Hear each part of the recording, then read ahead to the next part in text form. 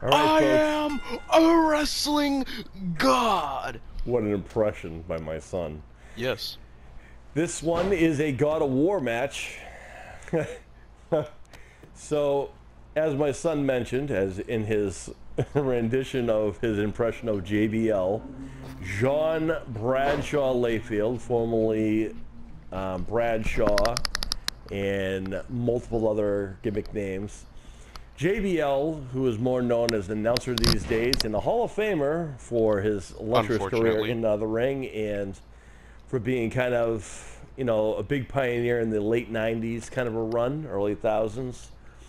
But to believe his prime would come as a millionaire Texan. Correct. He is from Texas. He's a Texan boy, a big Texan guy, and as far as I understand, he has done well for himself investing in stocks and so forth, and has become a kind of an analyst for certain things like that, and prides himself in being a knowledgeable individual.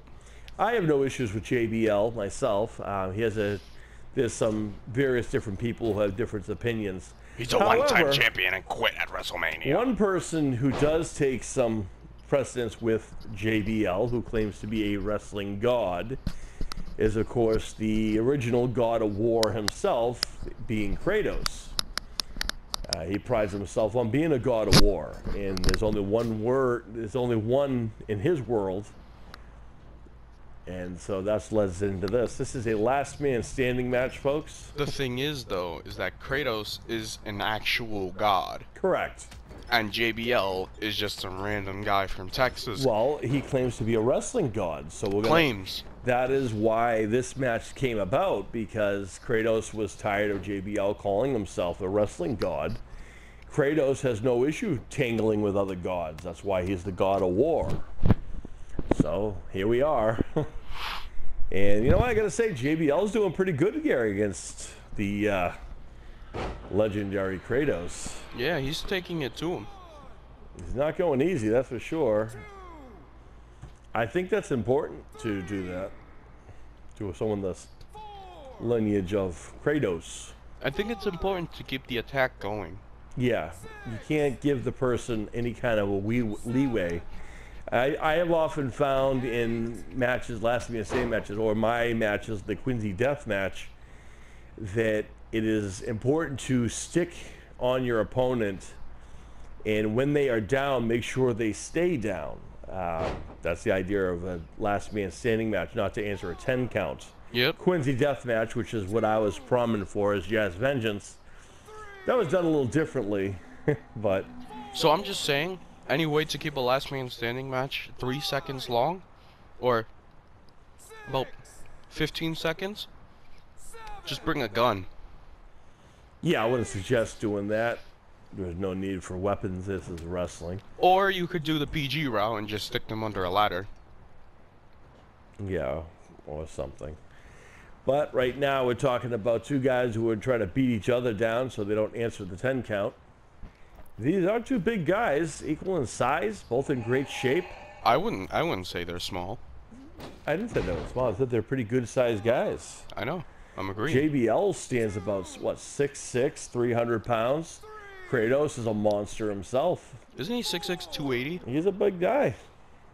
And KRATOS is, well, he's a god, so. And the wrestling god right now. Yo, an actual god is not about to lose to a random guy from Texas. He just got a 9 count from the wrestling god. You know, it's funny, we just mentioned in the last match that thus far we're doing well. Yeah. We've gone undefeated so far, 3-0.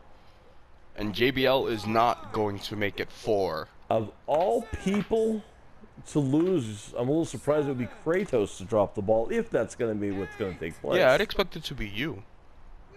Very funny. I'm joking. KRATOS, the answer is the 9 count here. Or maybe one of the people later on the card. I mean, we still do have quite a few other matches.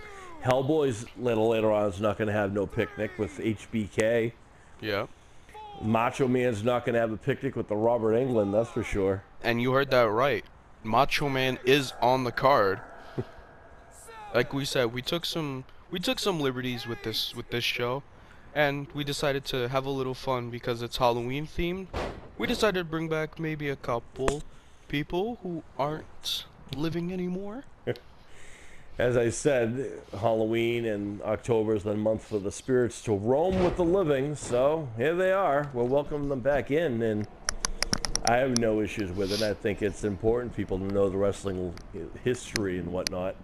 And if we want our very best to go against the very best in wrestling, there are certain times, only in October, will we make this kind of an exception. Because it's the only time it would be realistic if there is such a thing. Yeah.